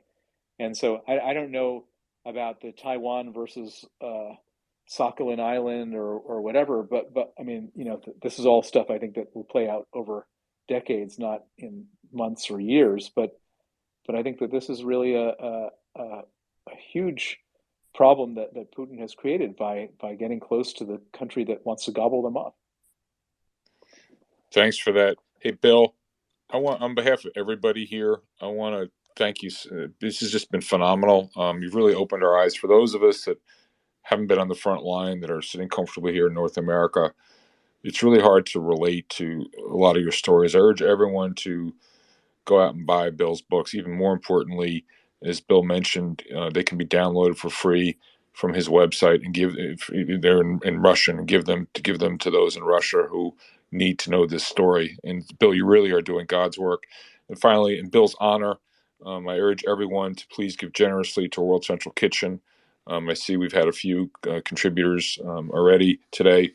If you've gotten value from this conversation, I mean, this is just priceless. We haven't passed the hat now in a few months. I think this is a fantastic time to once again contribute to World Central Kitchen, and particularly helping the people of the Ukraine, helping people everywhere in Bill's honor. And so, Bill, I want to thank you. This has been phenomenal. I hope you'll consider coming back again. We've all learned so much, and thank you for everything you're doing for humanity. This has just been terrific. So thank you, Bill. Thank you, and thank you all, and God bless. God Take bless. care. Take care, Bill. Okay, Bill, you're free to go. Dismissed. We're gonna keep going as we normally do. Michael, I think you had a follow up question, and now that Bill's gone, maybe the questions were already answered. But Michael, did you have a follow up question? Michael, please unmute yourself. Sure. I mean, perhaps it may be to anybody in the space. Bill may have had unique insight, but to the extent that there develops considerable political stress in Russia or even a collapse, I'm wondering what economic indicators might be the first we would see, hinting at that, whether it be oil production or tax revenue or foreign currency reserve. I don't know if anybody had any thoughts on that. It's a good question. Maybe someone in turn, when they come up, they'll be able to answer that question. So let's take some questions from folks who haven't spoken yet. It's a great question, Michael. Let's go to Alan's son, and then Jeremy. Alan's son, please unmute yourself. Hi, Jared. Thank you so much for giving me the microphone. I'm so excited. So I want to ask one question. So what do you think the next step for the market in the United States? How about the next trends or up and down? Thank you so much, George. You're asking about what about markets? Is that the question? Yeah, market trends. Thank you. Yeah. So look, as I always often quote that eminent philosopher Yogi Berra, making predictions is difficult, especially about the future. I guess what really strikes me listening to Bill talk is, it's easy. You see these Wall Street strategies. Oh, if peace breaks out and this, that, and everything else. Sounds to me like I wouldn't hold my breath over that one. And I've been on a very bearish tack all year. Had nothing to do with Russia. It was before Russia. This just adds more fuel to the fire. So if you're wondering about right tail risks, in other words, what could go right, doesn't sound like good news from Ukraine is going to be coming soon with theater near us. So I was particularly disheartened by what Bill had to say. All right, let's move on. Let's go to Dan Miner, and then we're going to Piotr. Dan Miner, floor is yours. Please unmute yourself, Dan. Dan, are you there? Please unmute yourself. Okay, if he's not there. Piotr, floor is yours. Thanks, George. Yeah, I came up just as Michael was asking his question. There's always a bit of a delay, so I don't know if he said I can speak to whatever he said. If you can summarize his question. But the main point I just wanted to emphasize was today, we've had the leadership contest of the Conservative Party finalize, and Rishi Sunak come in as the premier, which is, on one hand, it's good for the symbolism of what he represents, but also because it illustrates that the UK is veering away, hopefully, from this idea of populism for the time being, compared to Italy. So from a market standpoint for your listeners and everything, I think it's going to be positive. The thing we don't know about is his foreign policy, though. And so I'm still apprehensive, conscious about what he's going to do for the markets, for Britain vis-a-vis the rest of Europe. His relationship with India is obviously going to be important for South Asian trade and engagement. But also I'm curious to see what his response is to China's volatility after what we saw on Sunday and the weekend with the CCP conference. So just curious if you have any thoughts on that. And if I can add anything to what Michael said, if Michael can repeat his question, maybe. Appreciate that, Piotr. I mean, look, the UK is not the cause of the world's problems. The UK is just a symptom, perhaps a harbinger of things to come elsewhere. The conflict between fiscal and monetary policy, just the UK got there first, and so it's quite instructive. Central banks have been the great enablers for years upon years in funding all the fiscal largesse. And now, because of the inflation problem that's jumped out of the closet, they've gone from QE to QT. In many cases, they're rather slow to actually undertake QT. And so there are conflicts here between fiscal and monetary policies. And it's going to cause a lot of dislocations. I just think the UK will happen to get there first. As Dennis Gartman always says, there's never just one cockroach. For sure, there are going to be others who are in a similar situation. So I'm watching with keen interest to see how the UK plays out. Thanks for that, Piotr. Let's go now to Dan. Dan, please unmute yourself. Yeah, sorry about that. I was got nowhere to send you a direct message with my question and couldn't get back fast enough. Okay. Do you want to ask the question? Maybe some of the others on the panel. No, I do. Go ahead. So, several different people have brought up things without tying them together, without understanding they all come from the same source. Tucker Carlson and Fox News, Brexit, the Canadian protest that I believe is what the gentleman was referring to when he was talking about Canada seizing bank accounts. All of this is a 2-decade Russian influence operation that has come dangerously close to working. And Dan, I just want to be very careful here. We very carefully avoid getting into political discussions in this room. I mean, obviously, Russia, it's a political thing, but I don't want to get into a food fight over politics. So I just want to be very careful. You're welcome to ask the question, but I don't want to get into make this a partisan political discussion. So go ahead. How do we pry Putin out of the Western information space? How do we pry Putin out of the Western information space? Meaning out of our media coverage? I mean, how do we cut off his very intentional influence channel? Money-based influence channels, like basically funding Le Pen's party in France. Yeah, It's the most successful thing the Russians have done. Dan, that's an interesting question. I really don't want to go there because I could feel that we're going to slide down the slippery slope, and there are just certain things, certain ground rules for this room that I tend to adhere to. Like, for instance, every once in a while I'll talk about crypto and a food fight breaks out. I talk about Tesla, a food fight breaks out. If it gets into politics, a food fight breaks out because the people on one side are never going to agree with the people on the other side. So it's an interesting question that you raised, Dan, but I just don't want to go there if you don't mind. Pietro, do you have a follow-up? I was just going to speak very quickly to that. And Russia's my regional expertise. I've heard you in other rooms. I appreciate your insights and your knowledge. I would just ask you to try to make it as of course. Non-incendiary as possible. That's all. No, 100%. It's an important question. It's one for a different time. What I would say is, come to my spaces if you want to listen on the geoeconomics. It's difficult. This is the point. We have a lot of countries that have these very different power structures.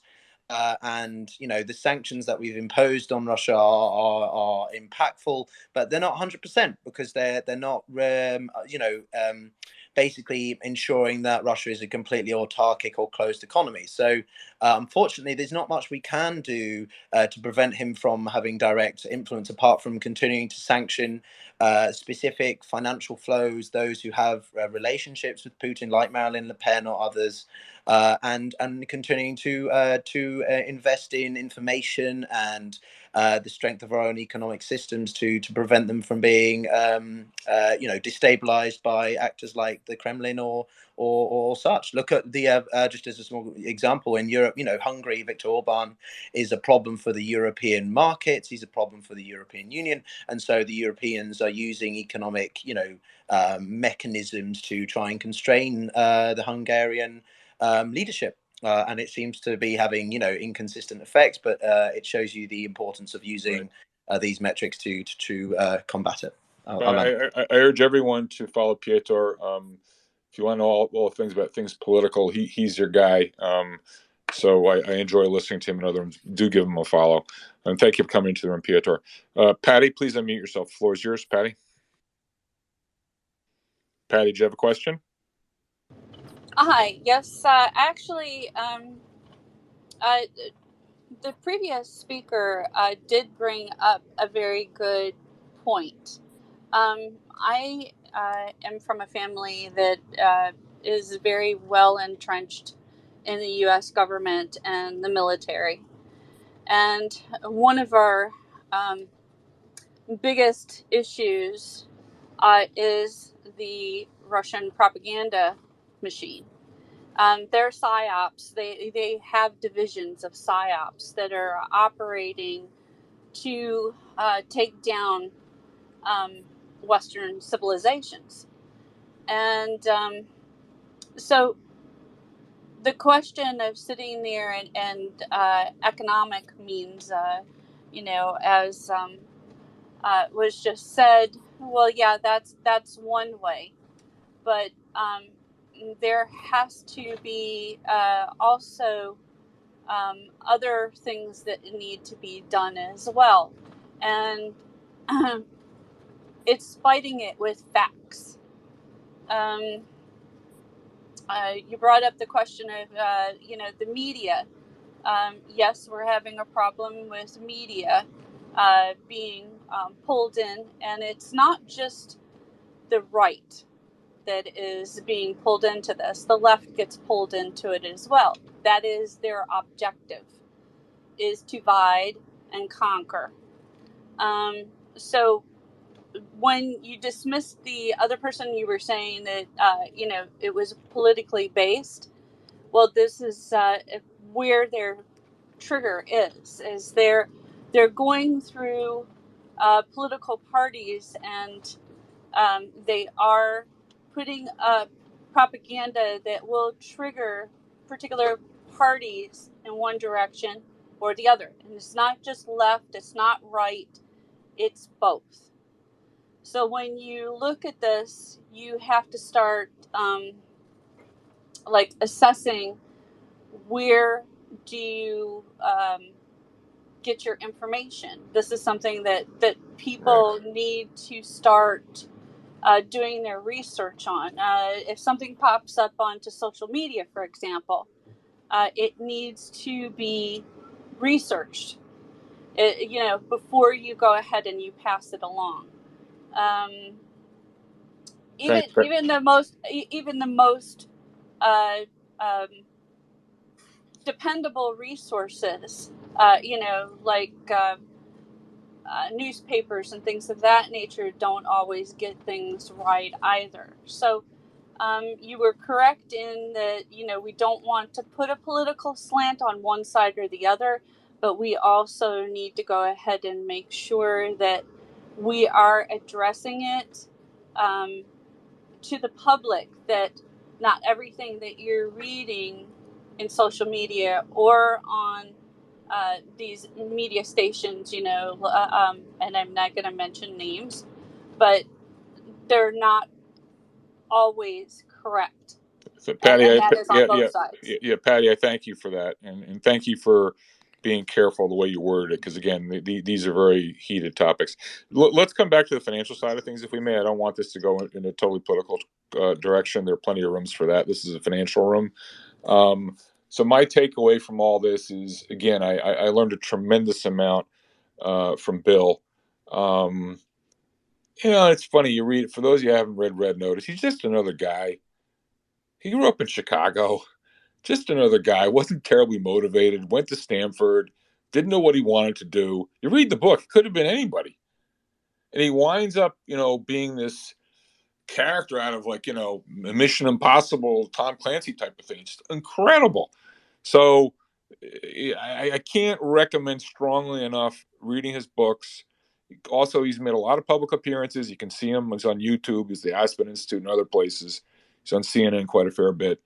And do get his books, and do please download his books. They're free, the ones in Russian, and give them to a Russian-speaking person who needs to read this.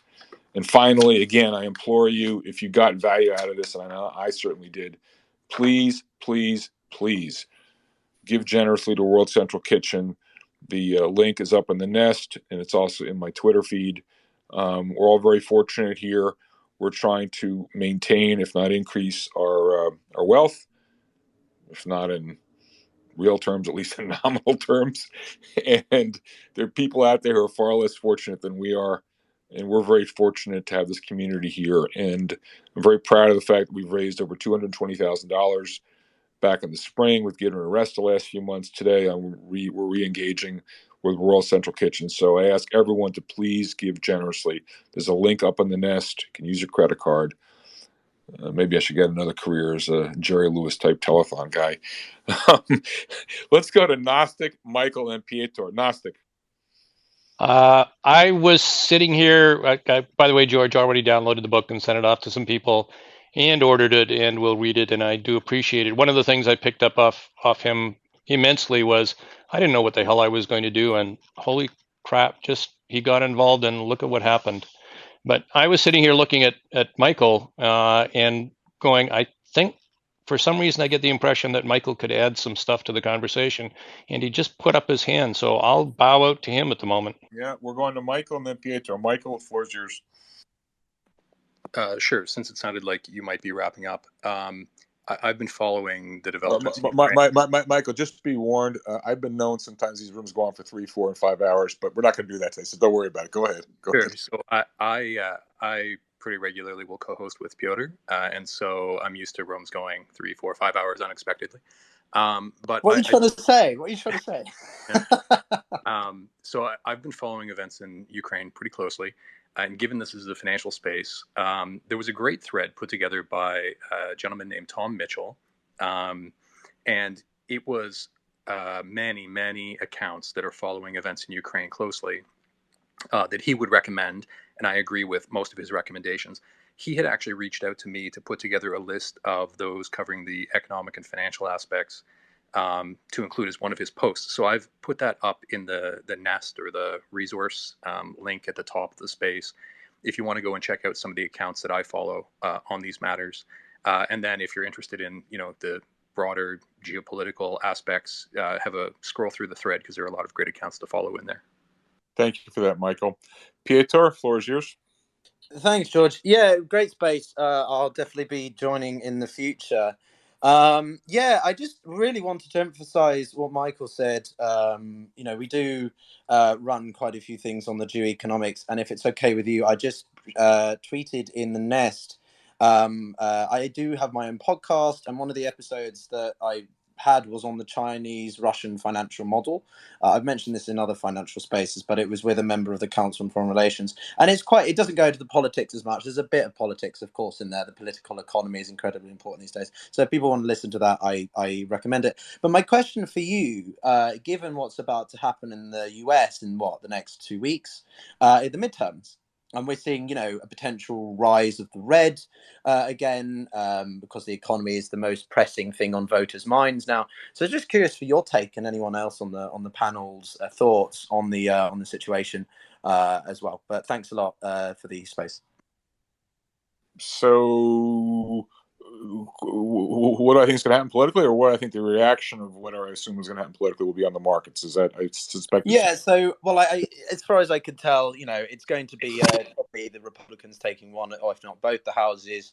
And so, what do you think about that from the market side? Given also that this support for Ukraine is still highly felt, but is wavering somewhat. So I'm just curious what you think. Yeah, I hate to say this, and I'm actually going to invite Gnostic to weigh in on this. I'll give my 2 cents, but Gnostic, you're next. So Ukraine, unfortunately, probably isn't as much top of mind for folks as it should be. We got a lot of if it was the only real issue out there, it'd be one thing. But there's so many moving parts right now. What's going on with inflation, monetary policy, the oil price, et cetera, et cetera. I mean, obviously, the oil price is somewhat related to Russia. I get it.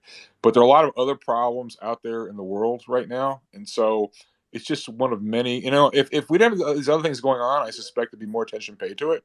But it's not the case right now. And so my 2 cents, it's worth what you pay for it, which is nothing. All things being equal, which they never are. Yeah, it's a positive from a market perspective if there's a red landslide. I'm not talking politics. I'm just talking from a market perspective. But I don't know how short-lived that's going to be because there's so many other problems out there, intractable problems, which neither side can really fix. But for instance, I think on ESG, I think the markets are slowly starting to come around to realize what a problem it is, and if we backed off some of the insane policies we have towards energy in this country, that would be a positive. But it's very complicated. And, I want to go to Gnostic because he's usually pretty good on these things. Gnostic, do you want to go at it, please? Oh dear, I was trying to keep my mouth shut so much in some of these, so much, and now you open it up. Oh God. um, the messes that are going on in politics are insane. And the problem is everybody's looking at it as left versus right, Republican versus Democrat. And actually, there's a third group of people that just have plain common sense that are being almost completely ignored in the entire discussion, who are sitting down going, "What the heck? Both sides are crazy." Um, Gnostic, you calling me out? Exactly. There you go. There you go. I mean, and most of the people in this room aren't on the extreme right or left. They're trying to do what they feel is right. And some of the left stuff is right, some of the right stuff is right. Which it's like you need a whole new third party that throws away the crap on both sides and gets in the middle. And the problem is you've got all these three sides sitting down fighting over what they're going to do, and on top of that, you've got a fourth, almost want to say fifth column that involves the person who sat down and said, well, there's Russian involvement and all the rest of the stuff. But I would say that that's a minor issue with the internal process of editing that's gone on. I mean, my character here, if people don't know, this character started out as a political activist in the Canadian and American situation where I was putting out stuff and fully expected to get banned from Twitter just for what I was doing, and somehow threaded the needle and then found all of you, and all of a sudden this became my primary ID here. And I'm kind of stuck with some of the history of it, including little markers that say, warning when people go in and look at my stuff. But I mean, this is an exact example of what's going on. The third leg of the political realm right now, not right, not left, but middle ground of reasonably intelligent people, is essentially starting to wake up and go, what do I do? I mean, and this whole space with Browder in it has essentially raised an entire issue for me, sitting down and going, oh my God, I feel like I'm Britain and the prime minister trying to sit down and figure out what to do with Nazi Germany before the Second World War. And there's appeasement on one side and doing something on the other side, and forcefully sitting down and thumping them on the other side. And his argument to sit down and say, yes, supply Ukraine all of the armament that it needs. But you've got common sense people sitting down and saying, but if we do that and Putin decides to, I mean, what a conundrum to sit down and be in. And then financially here, we've got China and what just happened in China right now going on internationally.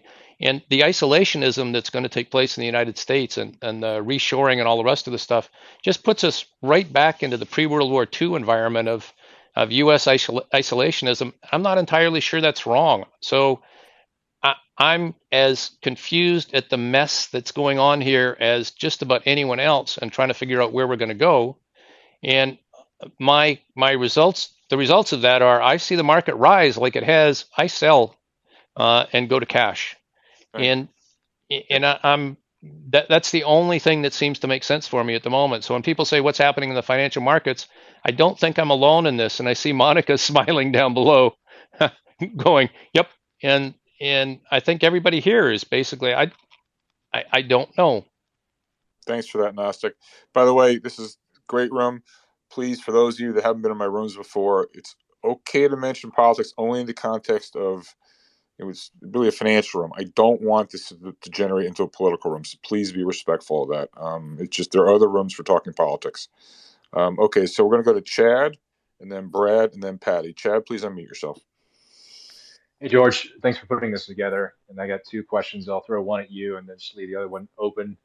And, again, put your caveat on it before I ask it that anything I mention politics is purely related to financial outcomes and risk events. So question for you, George, is just with everything that's going on the geopolitical front, and I guess some of these, whether it's Russia or not, because some of them are inextricably linked, is there anything you're doing specifically for those events to hedge your portfolio other than being just directionally short, I assume. Thanks for that. And Chad, you and I have spoken before, and you kind of know my views. But for those who haven't heard me before, I mean, I've been very cautious, stroke negative the entire year. I still am.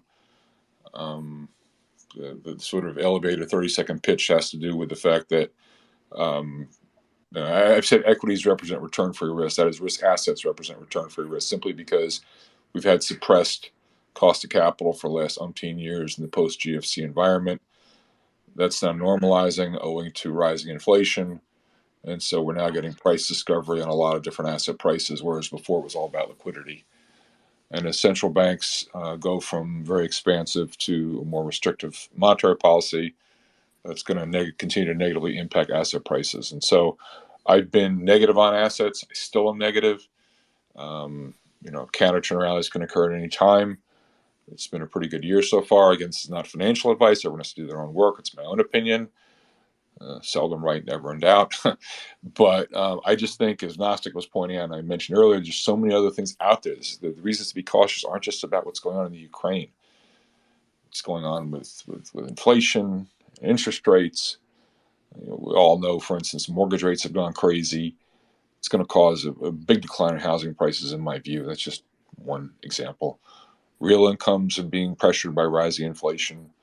A lot of companies are now saddled with excess inventory as economies slow down. Got problems with China. I mean, there's just so many problems out. I mean, there are always problems, always reasons to be cautious. I get that, but I just think that right now, right here, right now, it's a particularly stressful time. And also keep in mind that equities are not cheap at all. I mean, it'd be one thing if the market had gone down a ton. You said, well, the market's on 7 times earnings or whatever. But stocks are still pretty richly valued from a historical perspective. Do not get anchored on where the prices were 12 months ago. You got to stand back and take a look throughout a bigger period of time. Stocks are not cheap. So I just think the upside is relatively limited. Of course, the market can rally. And if we get in a Republican landslide, I'm not saying I'm pro-Republican or anti-Republican. I'm just saying the market would probably like that. All right. So if we get a Republican victory, if people start to increasingly believe the Fed's not going to raise rates anymore, they're going to pause because they've done enough already. Yada yada yada. Plus the market's gone down a lot. Yeah, of course the market can rally. S&P's at where we are, 3,700. I mean, of course it can bounce. But I'm not too good a trader. I try to get the big picture right, and we've done a pretty good job of that this year. So thanks for the question, Chad. I don't know, Chad, are you still, I mean, last time we spoke, you were a bit cautious as well. Are you still inclined that way, Chad?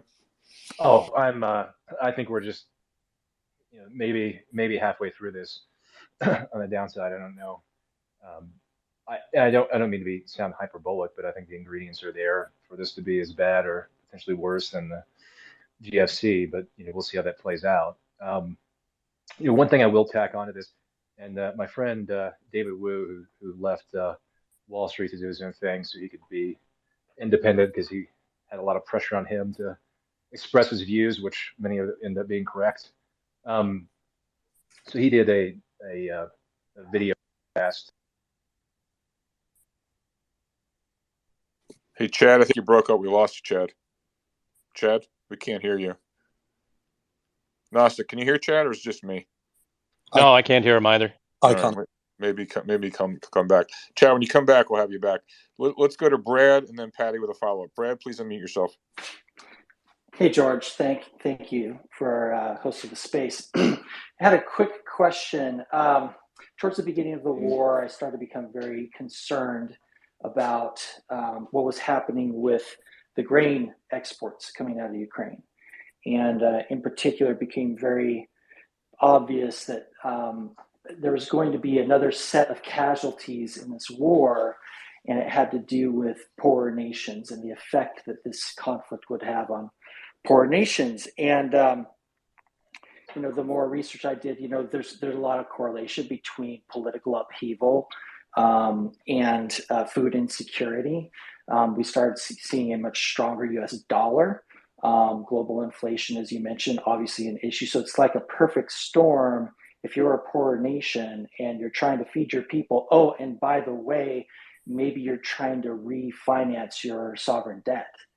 And so by around July, I started thinking of this in terms of, you know what, if this keeps going in this direction, by the end of the year, or maybe Q1 2023, we could see, maybe not call it an emerging market debt crisis, but a frontier market debt crisis.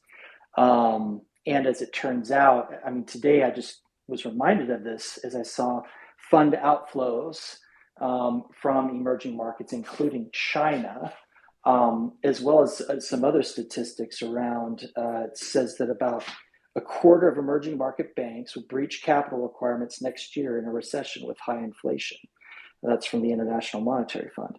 So, and with China being in its own bad situation financially and from an economy standpoint, and also being the largest bilateral creditor to other nations in the world, you don't see them coming to support a lot of these smaller nations anytime soon.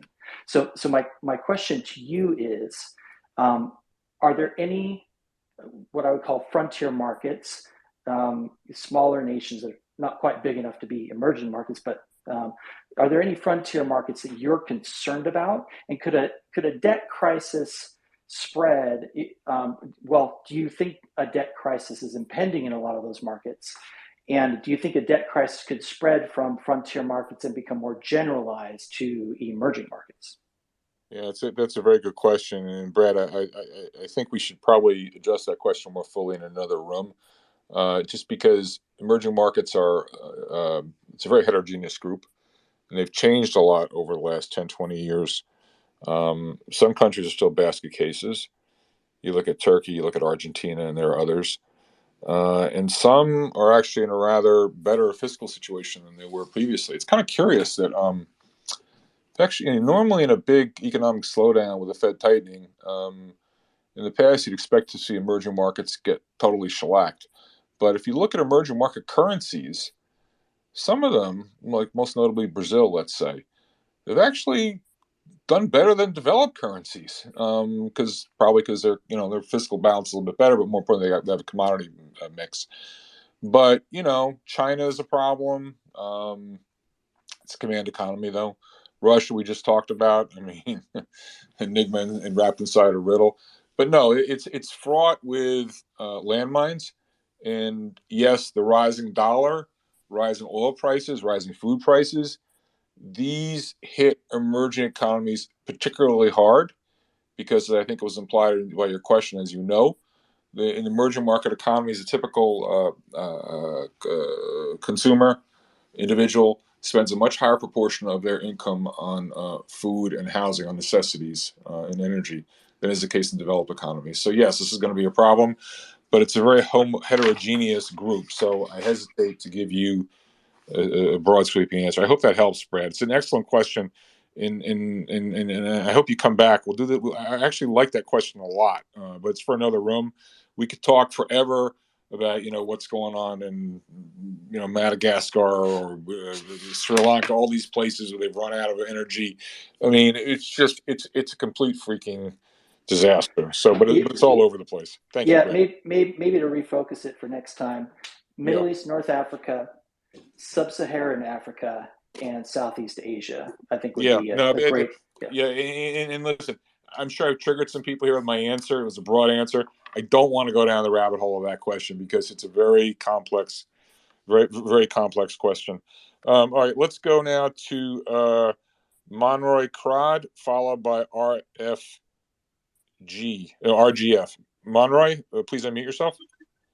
Thank you. I would like to respond to Michael Bond's question, but at first, can he rephrase it for me so I make sure I understand it correctly about the collapse of governments? Michael, do you want to rephrase the question? Sure. When we were transitioning to more general Q&A, I had said to the extent that political instability in Russia might be either driven by or be accompanied by economic failures. If anybody had opinion on what economic metrics might show that stress first, tax revenue, oil production, foreign currency reserves, those sorts of things. Thank you, Michael. I guess in my opinion, it's none of the above. I think to the extent that there's any financial deterioration in any of those items, they'll just blame the West. It's more about the propaganda. More likely, I would probably look to see if there's a rise of a military leader, or maybe some increase in transparency, or some type of grassroots effort of a revolution of some sort. For authoritarian government like Russia, I just don't see economics coming into play. Thank you. Thanks for that. Let's go now to RGFNJ. Please unmute yourself. Hi. Thanks for taking my call. And thanks as well to you, both you and Bill. I think particularly FinTwit needs to hear discussions like this, because there's a whole lot of, I see a whole lot of disinformation coming in that is Russia based. Personal background, I had a father who was imprisoned in an Eastern European prison for his beliefs, beaten the hell out of. It's amazing to me, listening to Bill, how little has changed, and seeing what happens in Ukraine, how little has changed. Personally, I want to steer clear of politics too, but to me, the thing that's really killing us right now, or is about to kill us in the United States in particular, is the gutting of the center. I mean, basically, you have probably Russian influence on the right wing. The left wing doesn't really know how to run businesses and understand markets. And what we used to have in terms of a sensible center, which was formed from coalitions on both sides, that's our risk. And I don't see anybody talking in terms of the fiscal sanity that we need, or things like that. And those discussions usually came from the right and left coming together. I don't even know what the right is for anymore. The only thing from a personal standpoint, I'll say one quick thing and leave it there. I can't vote for a party that's going to take us down the path being more towards Putin and more towards Russia, because I'm scared to hell of what that means. So I'm left with voting for an inadequate other side. In terms of markets, it's hard to see in terms of Ukraine, I pray to God that in the lame duck Congress, if we get the results that are expected, that we get another year of authorized funding. But without, let's say, pressuring Germany to send tanks and stuff like that, it's also hard for me to see how that even resolves in the next year. And the Russians will wait you out. So in terms of markets, I'm glad we've done what we've done, but it's hard to see. Yes, the world could use Russian resources, but it's hard to see how any of that comes back online in the next, let's say, 5 years. Thanks for your comments. Really appreciate it. Carlos, I think you had a follow-up. Carlos, please unmute yourself. Yes, this is just from the Washington Post, just maybe 3 minutes ago. House Democrats push Biden to, let me get that tweet, to rethink peace deals in Ukraine. So that's breaking news while you're holding the space, George. Appreciate that. Thank you, Carlos. Carpathia, my friend, what's up? We haven't heard from you. Please unmute yourself, Carpathia.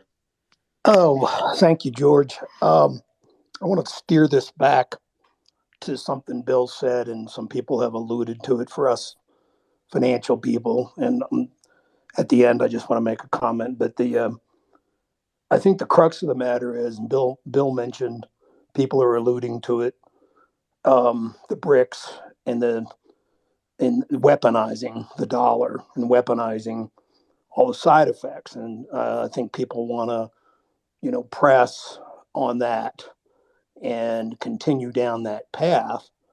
But it does tremendous damage in the world. Nobody really wants that to happen. But it's a tool. I get it. And Bill was like, okay, pressure trading partners. Well, that's kind of why we're in this sort of Gnostic was talking about it, situation. I mean, in order to try to win, you got to go further down that path. And, I think we're kind of seeing what happens. You got MBS, and we've got the realities of our balance sheet and we have constraints. And okay, what are we gonna take the Fed funds to? We're gonna crush the housing. We're gonna crush the economy. And I think people are advocating that. I think it's good for an open discussion. I think that's what I'm focusing on. A lot of this is important, but I'm watching, the dollar, and I'm watching the prices of the commodities that are priced in the dollars and what it's doing, in the world. And right now, we're still in this very dangerous setup, and it hasn't changed yet. So I would like to turn the discussion back to what are our, the horrible word, what are our trigger points as investors? I know what I'm looking at. What are other people looking at that's going to say, okay, this phase is turning to a different tactic? I'm looking at the Dixie and the dollar index and what I'm going to do. And my comment is there seems to be, and we got to stay out of it, there seems to be a little bit of a bent, and it's very dangerous, and we need to put a stop to it. And Patty said, there seems to be a bent, and you're falling into a trap where your political opponent is deemed to be the friend of Putin. That needs to stop in the whole country.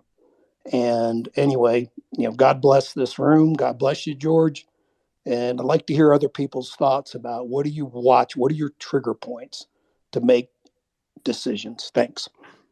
Yeah, so Carpathia, my friend, you and I, we were in touch offline. I'm still really watching the bond market. That's for me. And the problem really is, it's not, the anomaly is not where bond yields are now. The anomaly is where interest rates and bond yields were previously. I've used this analogy before. It's imagine keeping a beach ball beneath the surface of the water for an extended period of time, and then you release it and it floats up to the surface.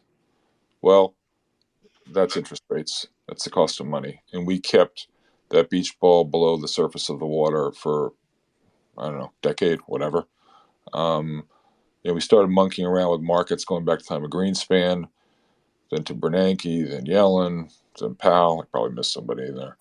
But it just gets worse and worse and worse. And we've distorted prices to the point where there's no information content in prices. I mean, listen, capitalism is full of problems, but one of the features is that prices are used to allocate resources. And so when you distort prices, you got a problem. That's what we've done.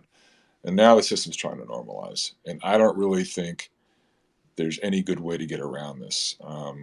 That, whether you're talking about crazy tech stocks going to insane multiples or absurd buyout valuations for private equity or unicorns or cap rates on real estate, it's all the same thing. Baseball cards. Prices got pushed to insane levels because there was too much money around. And now that tide of liquidity is going out, and there's nothing really.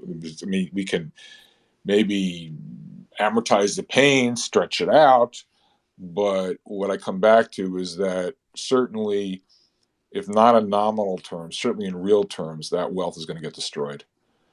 The cost of preserving that wealth nominally is going to be much higher inflation. And so, to me, it's we've had the everything bubble. It's not too different from, again, it's easier to see perhaps with the passage of time. But if you look at say tech stocks, the Nasdaq bubble in 2000, they reached insanely high levels, and it didn't tell you that prices have to go down in a straight line. Valuation is never a good tool for timing, but it does tell you that over any extended period of time, the returns are going to be poor.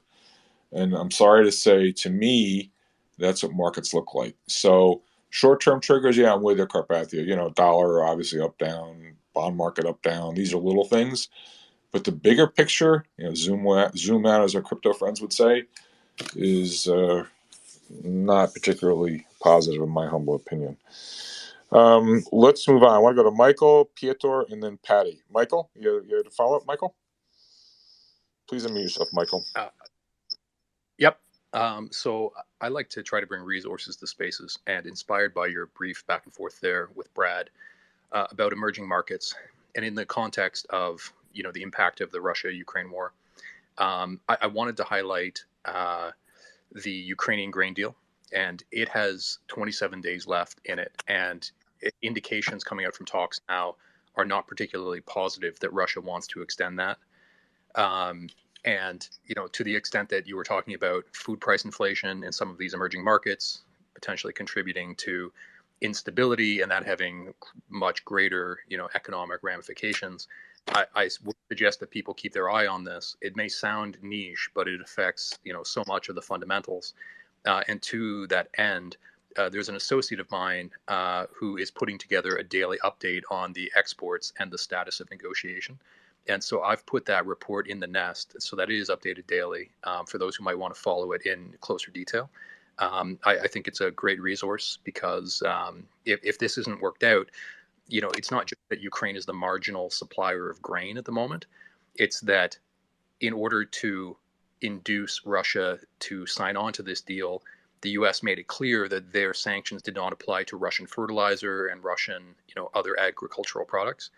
Now, I don't think that for political reasons the U.S. would sanction Russian agricultural export, but they certainly might not, go out of their way to encourage U.S. financial entities to, do these transactions because those entities were resisting out of concern that they couldn't, do all the anti-money laundering checks necessary to work with Russian producers.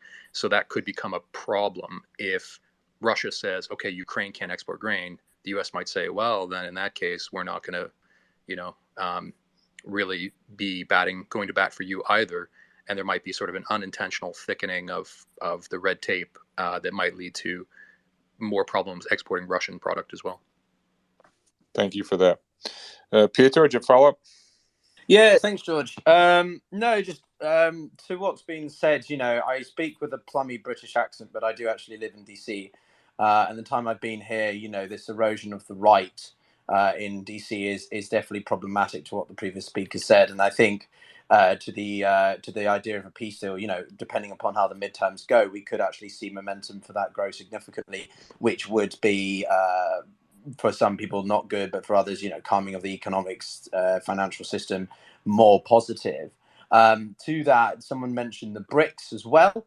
The guest that I had in one of my episodes that I mentioned before, she actually wrote a report on whether the BRICS can de-dollarize the global financial system. So I've linked that in the Nest as well if people are interested here. She's, as I say, she's the political economy fellow for Council of Foreign Relations, which is a respected sort of academic think tank, not just on politics, but on sort of economics as well in New York. So if you want to check that out, I recommend it's a good read and much more on the finance than just the sort of economy or politics. And the last thing, just on the BRICS, and sort of it goes back to Brad's point, I wouldn't overemphasize the BRICS as the sort of core component or sort of the alternative financial system. They've been blown out of proportion. South Africa, Brazil, and Russia have not really reached the aspirations that people thought they would. So I wouldn't overblow them. It was more of an academic term that was used in the early 2000s to describe potential EMEs. But the EMEs, the frontier economies that I am a bit concerned about destabilization-wise are sort of Vietnam, the South Asian economies, given the disproportionate amount of influence China has in the region, and with their sort of aspirations over Taiwan and generally internal issues. I look at those countries and their reliance and trade with China as areas that are important for global supply chains, but also just therefore the impact it could have on the stability of the region and therefore the global economy. But thanks, that's all. Thanks, Pietro.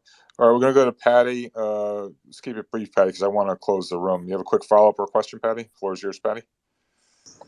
Thank you, George. Actually, I wanted to ask.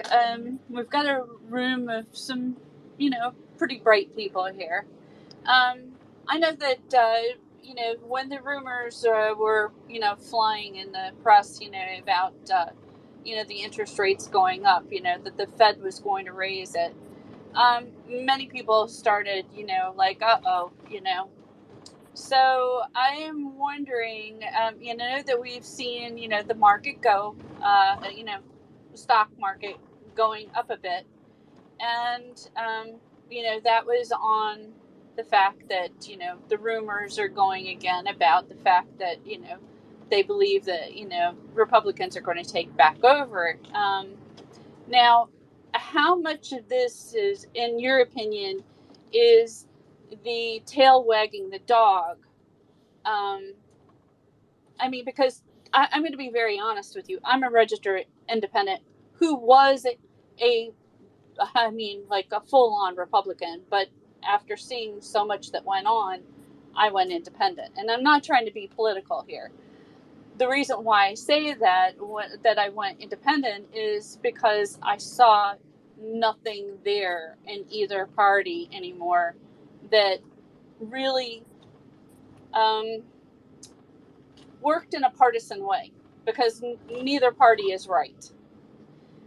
Neither is wrong, in certain circumstances, but neither are right. They're not working well together. So I'm sitting here and I'm looking at this as, is this possibly, because the representation, that you're seeing, in the news and everything, like these polls. Hey, Patty, I'm getting tired and I'm hungry. I haven't had lunch. Can you just, Okay, let me just get to the punch. yeah, can you just bring Get it, to the punch. yeah, yeah, yeah. How many of us actually participate in these polls? Yeah. So Patty, I'm sorry. That's really getting into the realm of politics. I just don't want to go there. I'm sorry. No. I'm asking, when you're sitting here and you're talking about markets, when you're talking about the markets, it's usually swayed by news. Am I correct? Yeah, Patty, I'm happy to talk about the impact of polls on markets or the impact of an election on markets. I don't want to get into particulars of politics. I'm just sorry. I'm just not going to go there. I'm not getting into particulars. That's Oh, what you're okay. missing. So Patty, let's keep it brief. Okay. I'm asking. No, My question, George, was. Patty, what is the question, please? I asked the question: how much of this, the markets and etc., and is being swayed by what we are seeing in the news? Okay, well, right. Well, to answer your question right here, right now, what's been pushing the markets around is really not politics. What caused the market to blip up on Friday had nothing to do with politics. It's commonly thought by those of us who are in the weeds on this stuff that had more to do with the idea that the Fed might possibly pause on their interest rate increases.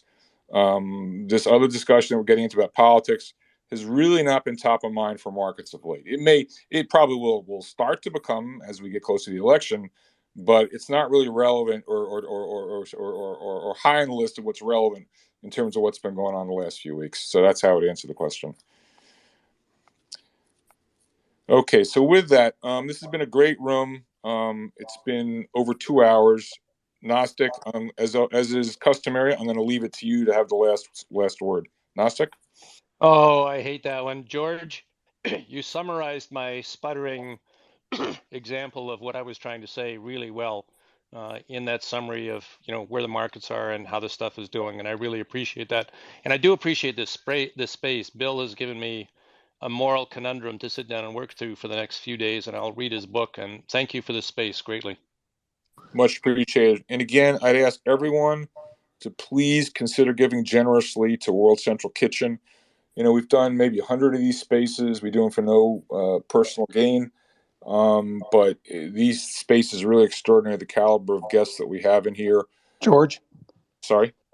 Yes. I'm gonna end with trade the market you have, not the one you want. For all you No, folks out there, thank you. Always wise advice from you, Carpathia. So, in any event, I would really implore everyone, ask everyone, beg everyone to please give generously to World Central Kitchen.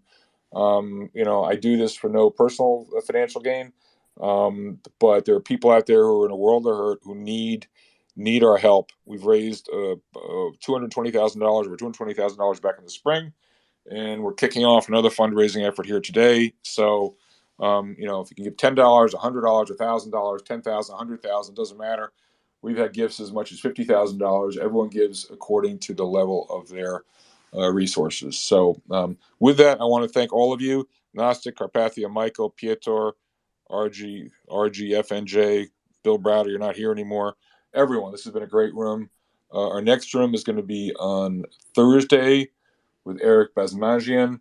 really sharp economist talk about what's trying to make sense of what's going on in this insane world we live in. So stay safe, everyone, and I'll see you guys on Thursday. Take care. Bye-bye.